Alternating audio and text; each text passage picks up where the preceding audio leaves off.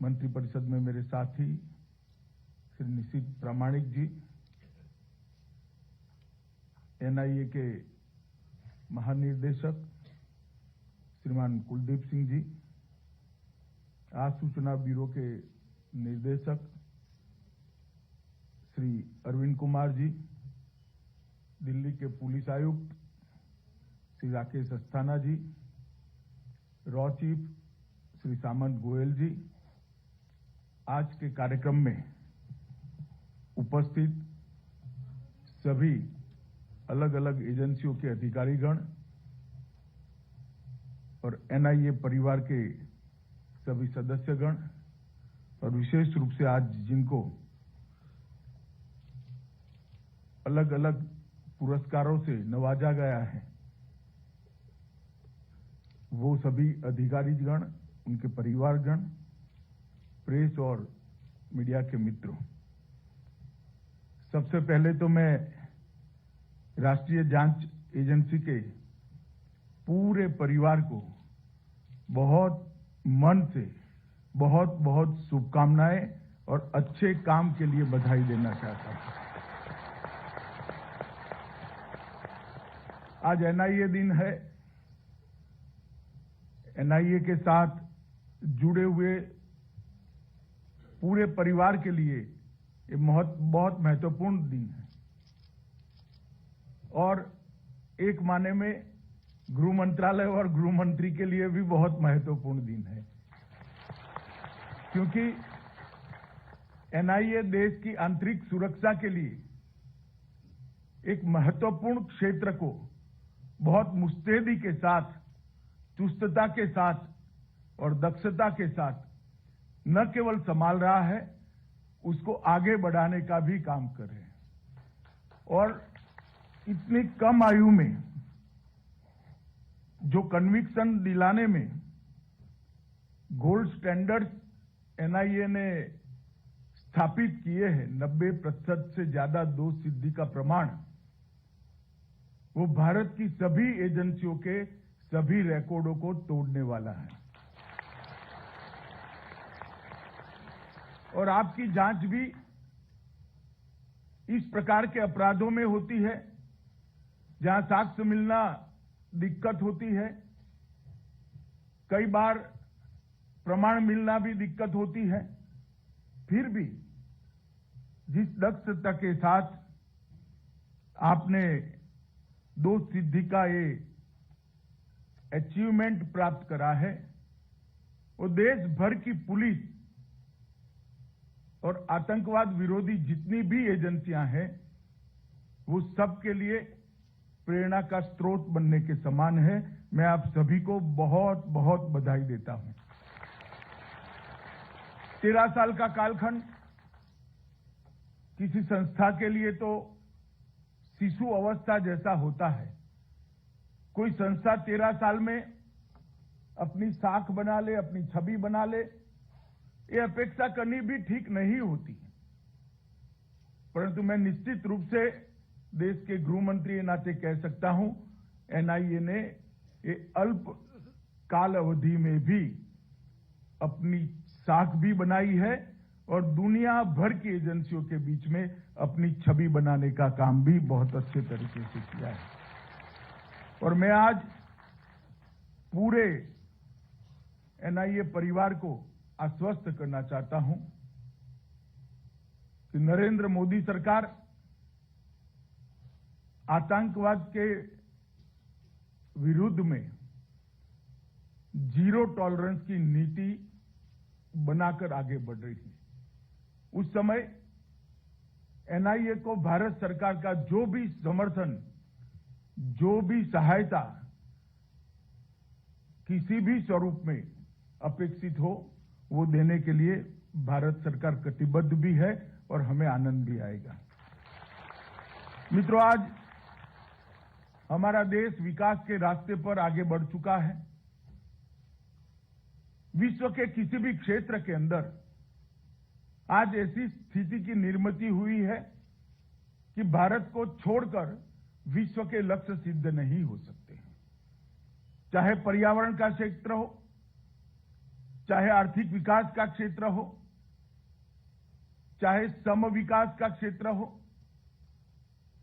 चाहे आतंकवाद को नष्ट करने का क्षेत्र हो, भारत को छोड़कर विश्व के किसी भी प्रकार के लक्ष्य सिद्ध नहीं हो सकते, निश्चित भी नहीं हो सकते। और इसलिए ये बहुत जरूरी है कि भारत की आंतरिक सलामती सुदृढ़ रहे और सुनिश्चित रहे। मोदी जी ने पूरे देश के सामने $5 ट्रिलियन की इकोनॉमी का लक्ष्य रखा है और ये $5 ट्रिलियन की इकोनॉमी का लक्ष्य हमें सिद्ध करना है तो देश की आंतरिक सुरक्षा सुनिश्चित करना बहुत जरूरी है। और ऐसे समय में आज एनआईए दिन के अवसर पर एनआईए के साथ जुड़े हुए सभी लोगों के लिए एक मौका है। आजादी का अमृत महोत्सव भी चल रहा है, एक संकल्प लेने का, कुछ लक्ष्य सिद्ध करना। और ये जो 25 साल आजादी के अमृत काल के हैं, 75 साल से 100 साल, उसमें एनआईए ने भी अपने लक्ष्यों को तय करना चाहिए और सिद्धि का रोड मैप भी बनाना चाहिए। सफलता बहुत अच्छी चीज होती है, मगर ये निर्भर करता है कि आने वाले दिनों के लिए सफलता कैसा, किसी भी संगठन के लिए सफलता किस दिशा में ले जाएगी, वो निर्भर इस चीज पर करता है कि सफलता को संगठन किस प्रकार से लेता है। सफलता से अगर संतोष की निर्मित होती है तो आलस्य का निर्माण होता है, और सफलता से और ज्यादा आगे जाने की भूख अगर जगती है तो संस्थाएं और आगे बढ़ती हैं। इसलिए एनआईए ने इस सफलता को कंसोलिडेट करना है और इसको इंस्टीट्यूशनलाइज भी करना है। जब तक सफलता को कंसोलिडेट नहीं करेंगे, एक संस्था के नाते, एक एजेंसी के नाते एनआईए आगे नहीं बढ़ेगी। और कंसोलिडेट करने के बाद, क्योंकि एनआईए एक राष्ट्रीय एजेंसी है, अफसरों का चर्निंग होता रहता है, इसका इंस्टीट्यूशनलाइजेशन जब तक नहीं करोगे, व्यवस्थाओं को संस्थागत नहीं करोगे, इंफॉर्मेशन को जब तक संस्थागत नहीं करोगे और इंफॉर्मेशन के उपयोग के तरीकों को भी जब तक संस्थागत नहीं करोगे, आगे प्रगति संभव नहीं है। वरना एक अफसर आया, ढेर सारा अनुभव भी लिया, सफलता भी अर्जित की, फिर अपने राज्य की कैडर में चला गया। अगर हम सफलता के सभी आयामों को संस्थागत करते हैं, इंस्टीट्यूशनलाइज करते हैं, तो संस्था को आगे बढ़ने के लिए बहुत बड़ा फायदा होगा, ऐसा मेरा मानना है। और आज का दिन है, हमने ये 2 क्षेत्र में काम करना। हमारी सफलता केसों के बारे में न सोची जाए, हमारी सफलता को पद्धति में कन्वर्ट करें, इसको कंसोलिडेट करें। और हमारी सफलता व्यक्तियों की सफलता ना हो, हमारी सफलता इंस्टीट्यूशन की सफलता हो। सफलता के सभी पद्धतियों को इंस्टीट्यूशनलाइज करने के लिए हम कोई मैकेनिज्म बनाए, ये आज के समय में बहुत जरूरी है। मित्रों, आतंकवाद किसी भी सभ्य समाज के लिए एक अभिशाप, और वो अभिशाप, इसका सबसे बड़ा दुनिया में अगर किसी ने दंश झेला है तो हमारे देश ने झेला है। और मैं सुनिश्चित रूप से मानता हूं, मेरा हमेशा मानव अधिकार संगठनों से थोड़ा एंगल के बारे में झगड़ा भी रहता है। जब किसी भी आतंकवाद विरोधी अभियान होते हैं तो कुछ मानव अधिकार संगठन मानव अधिकार के मामले को लेकर आगे बढ़ते, अपने आप में वो सच है।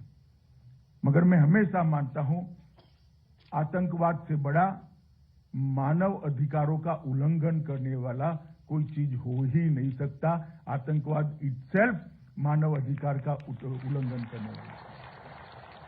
तो आतंकवाद को नष्ट करना वो मानव अधिकारों के कॉन्ट्राडिक्ट नहीं हो सकता। आतंकवाद को खत्म करना, मूल समेत खत्म करना, वो मानव अधिकारों की रक्षा के लिए बहुत जरूरी है। और मैं हमेशा इस पर आग्रह देता हूं, मैं एनआईए को भी कहता हूं कि विरोध होते रहते हैं, सफलता हो और विरोध न हो तो सफलता का कोई मजा ही नहीं है। दृढ़ निश्चय के साथ आतंकवाद को समाप्त करने की दिशा में एनआईए ने आगे बढ़ना चाहिए।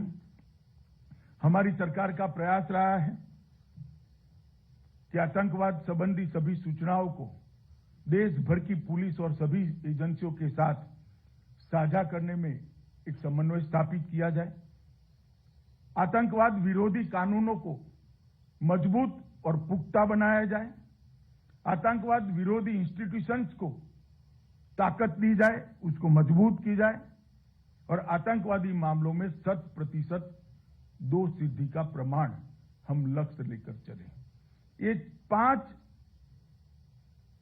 स्तंभ पर आतंकवाद विरोधी अभियान आगे बढ़ सकता है और मुझे हर्ष है कि 5 स्तंभ पर एनआईए ने, मैं 3 साल से तो प्रैक्टिकली देख रहा हूं, बहुत अच्छे तरीके से प्रगति की है। मित्रों, 2000 से 2022 तक के देश के आतंकवादी के मामले में सिनेरियो का एनालिसिस करें तो ढेर सारी घटनाएं जहन में आती है और चली जाती हैं, परंतु कुछ घटनाएं ऐसी होती है जो व्यवस्था में रिफॉर्म को ट्रिगर करती है। मुंबई पर आतंकवादी हमला एक ऐसी ही घटना थी जिसके बाद राष्ट्रीय एंटी टेरर एजेंसी बनाई गई। कोस्टल सिक्योरिटी के लिए भी एक प्लान बना। टेरर फाइनेंस पर भी नकेल कसने के लिए सभी एजेंसियां सजग हुई। टेरर इन्वेस्टिगेशन के अंदर भी गुणात्मक सुधार आया है और इंटेलिजेंस की व्यवस्थाओं में भी और इंटेलिजेंस के सही समय पर सटीक उपयोग के लिए भी काफी समयबद्ध कार्यक्रम बने हैं। और मुझे आनंद है कि देश भर की पुलिस और सभी एजेंसियों ने ये बर्बर हमले से सीख लेते हुए आज आतंकवाद विरोधी अभियान को मजबूत किया है। और 13 साल हो गए एनआईए को बने हुए, लगभग 400 से अधिक मामले दर्ज किए गए हैं। 349 से ज्यादा मामलों में चालान दाखिल कर दिया गया है। लगभग 2494 अपराधियों को पकड़ा गया है। 391 को सजा दिलाने में आप सफल हुए हैं और 93.25% का दोष सिद्धि का रेशियो, 93.25% कन्विक्शन रेशियो, ये बहुत अभिनंदन के पात्र है।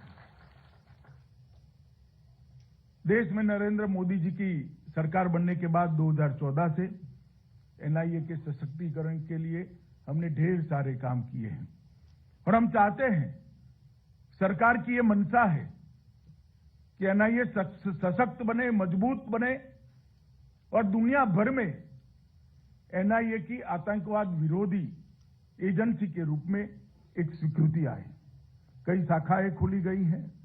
डीजी एनआईए ने इसके बारे में डिटेल ब्यौरा दिया है। आवासीय परिसरों का भी निर्माण हुआ है। इसके बारे में मैं कुछ कहना नहीं चाहता, परंतु हमने एनआईए एक्ट और यूएपीए एक्ट को मजबूत करने का काम किया है। और मित्रों, मैं इसलिए बताना चाहता हूं कि एक बहुत महत्वपूर्ण संशोधन है। मैंने ही बिल पायलट किया था, उसके बाद एनआईए को कई प्रकार के अधिकार मिले हैं। भारत के बाहर किसी भी आतंकवादी हमले में जहां भारतीय इन्वॉल्व हो, हताहत हुआ हो, उस मामलों की जांच करने के अधिकार एनआईए के दिए गए हैं और इसीलिए मैं कहता हूं कि एनआईए को अब अंतर्राष्ट्रीय एजेंसी के रूप में भी स्वीकृति लाने का लक्ष्य लेकर उसको सिद्ध करना चाहिए। घुसपैठ, विस्फोटक पदार्थ, साइबर अपराध, इसके भी अधिकार नए संशोधन में हमने एनआईए को दिए हैं। पहले एनआईए आतंकवादी संगठनों को आतंकवादी संगठन घोषित करने का अधिकार रखती थी। अब हमने संगठनों के साथ साथ व्यक्तियों को भी आतंकवादी घोषित करने का भारत में पहली बार अधिकार एनआईए को दिया है और अब तक 36 व्यक्तियों को आतंकवादी घोषित कर दिया गया है। एक नए प्रकार की शुरुआत है। जब बिल लेकर मैं पार्लियामेंट में गया तो उन्होंने कहा कि काफी लोग तो देश के बाहर होंगे। उस वक्त मैंने जवाब दिया था, देश के बाहर जरूर होंगे, जहां पर भी होंगे उनके ऊपर एनआईए का आतंकवादी ठप्पा उनके जीवन में से सहजता छीन लेगा, उनका जीवन को दुष्कर बना देगा, और ये हमारा काम है। और इसलिए एक कानून का परिवर्तन लेकर हम आए हैं। एनआईए के प्रशिक्षण पर मैं बहुत वजन देता था। मुझे आनंद है कि जुलाई 21 में एनआईए के प्रशिक्षण और क्षमता निर्माण के लिए राष्ट्रीय पुलिस एकेडमी हैदराबाद के साथ एक करार कर लिया गया है और अब ये काम आगे भी बढ़ गया है। एनआईए को विश्व की अन्य शक्तिशाली एजेंसी के रूप में विकसित करने के लिए, उसका पेशेवर कौशल को बढ़ाने के लिए 2 विशेषज्ञों के एक सेल की भी स्थापना की गई है। अनेक प्रकार के कठिन क्षेत्रों में एनआईए ने विगत 7 सालों में बहुत अच्छा काम किया। मैं विशेष उल्लेख करना चाहता हूं कि जम्मू कश्मीर का। जम्मू कश्मीर के क्षेत्र में आतंकवाद से लड़ना एक बात है, आतंकियों से लड़ना एक बात है, मगर आतंकवाद को जड़ समेत उखाड़ कर फेंक देना दूसरी बात है। और वो अगर उखाड़ कर फेंकना है तो टेरर फंडिंग की उनकी सारी व्यवस्थाओं को ध्वस्त करना पड़ेगा। 2014 में मोदी जी के प्रधानमंत्री बनने के बाद 18 और 19 में एनआईए ने टेरर फंडिंग के जो मामले रजिस्टर किए, उन्होंने, मैं विश्वास से कह सकता हूं कि आतंकवाद को जड़ से उखाड़ने में बहुत बड़ा सहायता किया है। टेरर फंडिंग पर आज तक हमारी एजेंसियों ने उनके अलग अलग तरीकों पर, निर्दोष दिखते तरीकों पर कभी भी आघात नहीं किया था। पहली बार 18 और 19 में एनआईए ने जो केस रजिस्टर किए, इसके कारण आज उनको पैसा मुहैया कराने वाले सरल रास्ते नहीं बचे हैं। हो सकता है कि किसी भी दुश्मन को समाप्त न कर पाए, मगर उसके रास्ते में दखल तो दे ही सकते हैं, उनका रास्ता दुष्कर तो बना ही सकते हैं। और ये काम एनआईए ने बहुत अच्छे तरीके से किया है। और जम्मू कश्मीर में ओवरग्राउंड वर्कर जो होते थे, उसके अभी 2021-22 में ढेर सारे केस एनआईए ने रजिस्टर किए हैं और उनके स्लीपर सेल को ध्वस्त करने में बहुत बड़ी भूमिका निभाई है। इससे उनके लॉजिस्टिक्स और हथियारों के सप्लाई दोनों पर एक कठोर आघात हुआ है। और जो आतंकवाद की मदद भी करते थे और समाज में सम्मान के साथ जीते थे, ऐसे सभी लोगों को आज अपनी पहचान एक्सपोज करने के लिए एनआईए ने मजबूर किया है और उनको कानून की अदालत में ले जाकर खड़ा किया है। मैं मानता हूं ये बहुत बड़ी बात है। वामपंथी उग्रवाद में भी बारूद और रसद मुहैया कराने में भी एनआईए ने शुरुआत की है और विशेषकर टेरर फंडिंग के साथ साथ वामपंथी उग्रवादी संगठनों के भी फंडिंग को, इसके मूल तक पहुंचने के कुछ केस एनआईए को दिए गए। मुझे आशा है कि जम्मू कश्मीर की तरह इसमें भी बड़ी सफलता मिलेगी। टेरर फंडिंग संबंधी टोटल 105 मामले रजिस्टर हुए। 876 आरोपियों के खिलाफ 94 चार्जशीट भी दाखल हो गए हैं और 796 आरोपियों को अरेस्ट भी कर लिया गया है और उसमें से 100 आरोपियों को दोषी भी ठहराया गया। ये बहुत बड़ी सिद्धि है। बहुत कम समय के अंदर, 2 साल के अंतराल के अंदर, 3 साल के अंतराल के अंदर ये सिद्धि एनआईए ने प्राप्त की है। मैं फिर से एक बार एनआईए की इस मुहिम का मैं बहुत बहुत अभिवादन भी करता हूं और इसके लिए उनको बधाई भी देता हूं। मित्रों, मेरा आग्रह है कि देश की पुलिस की इन्वेस्टिगेशन की पद्धति में आमूलचूल परिवर्तन हो। अब इन्वेस्टिगेशन 3rd डिग्री पर निर्भर नहीं होना चाहिए। इन्वेस्टिगेशन तकनीक की डिग्री पर निर्भर होना चाहिए। इन्वेस्टिगेशन डेटा की डिग्री पर निर्भर होना चाहिए और इन्वेस्टिगेशन इंफॉर्मेशन की डिग्री पर निर्भर होना चाहिए। थर्ड डिग्री का अब जमाना नहीं है, करना भी ठीक नहीं। मगर ये परिवर्तन लाना है तो डेटाबेस बनाने पड़ेंगे और डिजिटल फोरेंसिक के साथ भी दक्षता हासिल करनी पड़ेगी। एनआईए को एक हमारी मीटिंग हुई थी, उसमें मादक पदार्थ, हवाला ट्रांजैक्शन, हथियारों की तस्करी, जाली मुद्राएं, बम धमाके, टेरर फंडिंग और टेररिज्म, इतने 7 क्षेत्रों में एक राष्ट्रीय डेटाबेस बनाने का काम दिया गया है। इसकी शुरुआत भी बहुत अच्छे तरीके से हो गई है। अगर ये राष्ट्रीय डेटाबेस बनता है और देश भर की इस सारे 7 स्तंभों में इन्वेस्टिगेशन करने वाली एजेंसियों के साथ वो राष्ट्रीय डेटाबेस को अगर हम साझा करते हैं और उनके पास में ही भी उनके राज्यों की सारी इंफॉर्मेशन को अपने डेटाबेस में ऐड करते हैं, तो मुझे लगता है कि इस क्षेत्र के अंदर न केवल राष्ट्रीय एजेंसियां, देश भर की पुलिस की एजेंसियों को भी काफी मदद मिलेगी। और ये एनआईए ने शुरुआत की है, मगर बहुत अच्छे तरीके से इसको डेवलप भी करना चाहिए। ये भारत सरकार की एनआईए से अपेक्षा है। डेटा अगर असंबद्ध रूप से एक दूसरे को कनेक्ट करे बगैर, किसी भी एनालिसिस के बगैर अलग अलग साइलों में उपलब्ध है तो वो डेटा नहीं है, रद्दी है। डेटा अगर संबद्ध तरीके से स्टोर किया जाता है, इसका एनालिसिस किया जाता है और साइलों में रहने की जगह एक ही जगह पे डेटा उपलब्ध है, तो मैं मानता हूं इसका उपयोग इन्वेस्टिगेशन में भी हो सकता है और सजा कराने में कोर्ट के अंदर भी हो सकता है। अभी की जो स्थिति है इस क्षेत्र के अंदर देश में इतनी संतोषजनक नहीं है। आईबी, एनआईए और नेटग्रिड तीनों मिलकर इस दिशा में आगे काम कर रहे हैं। अभी अभी एक बिल मैं लोकसभा में लेकर गया था, जेलों को भी इसके साथ हमने जोड़ने का काम किया है। वो बिल से हमें अधिकार मिला है। तो मैं मानता हूं डेटाबेस के असंख्य स्रोतों को इकट्ठा कर एक बहुत बड़ा डेटा का भंडारण एनआईए जैसी संस्था में अगर होता है तो आने वाले दिनों में वो बहुत देश के लिए उपयोगी होगा। एनआईए के लिए यह भी जरूरी है कि राज्य की एजेंसियां जो आतंकवाद विरोधी जांच करती है, कहीं बड़े शहरों में क्राइम ब्रांच है, कहीं एटीएस बने हुए हैं, कहीं स्पेशल टास्क फोर्स बने हुए हैं, ये सारी एजेंसियों के साथ एनआईए ने लाइव संपर्क रखना चाहिए।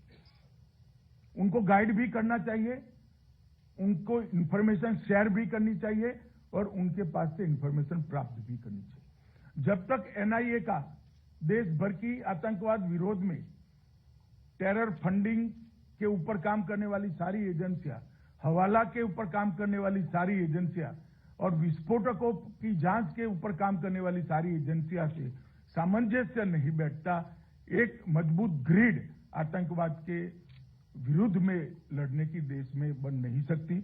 मुझे लगता है कि एनआईए ने इस दिशा में भी आने वाले दिनों में आगे बढ़ना चाहिए। मोडस ऑपरेंडी ब्यूरो बन रहा है, उसमें भी एक जो नए लड़कों को टेररिज्म के साथ जोड़ने की मोडस ऑपरेंडी है, इसका स्टडी करने में एनआईए ने भी बीपीआरएनडी की मदद भी करनी चाहिए और वहां जो कुछ भी मटेरियल आया है उसका स्टडी कर अपने काम के मटेरियल को आगे ले जाना है। मित्रों, नरेंद्र मोदी सरकार सीआरपीसी, आईपीसी और एविडेंस एक्ट के अंदर भी आमूलचूल परिवर्तन हम करना चाहते हैं, क्योंकि हम मानते हैं बहुत पुराने कानून है, उसको समयानुकूल बदलाव इसमें जरूरी है। और अगर ये बदलाव होता है तो इससे न केवल रोजमर्रा के अपराधों पर कंट्रोल लेने में हमें सफलता मिलेगी, इसके साथ साथ विशेष प्रकार के अपराध जो एनआईए देख रहा है, चाहे वो जाली नोटों का हो, चाहे हवाला ट्रांजैक्शन का हो, चाहे आतंकवाद रिलेटेड हो, चाहे हमारे नॉर्थ ईस्ट वामपंथी उग्रवाद और कश्मीर के थिएटर के स्पेशल टेररिज्म के केस हों, इस सबको बहुत बड़ा फायदा होगा। मैं ज्यादा कुछ कहना नहीं चाहता, इतना ही कहना चाहता हूं कि 13 साल की आयु में एनआईए ने देश और विदेश में अपनी साख को प्रस्थापित किया है और मोदी जी के टेरर फ्री इंडिया का जो लक्ष्य है, 100% जीरो टॉलरेंस अगेंस्ट टेररिज्म, ये जो लक्ष्य है उसको सिद्ध करने में आपकी बड़ी भूमिका है। फिर से एक बार 13वें स्थापना दिन पर आप सभी को बहुत बहुत शुभकामनाएं और आप सबका अब तक के काम के लिए बहुत बहुत अभिनंदन। वंदे मातरम। धन्यवाद सर, आपके पथ प्रदर्शक एवं प्रेरणादायी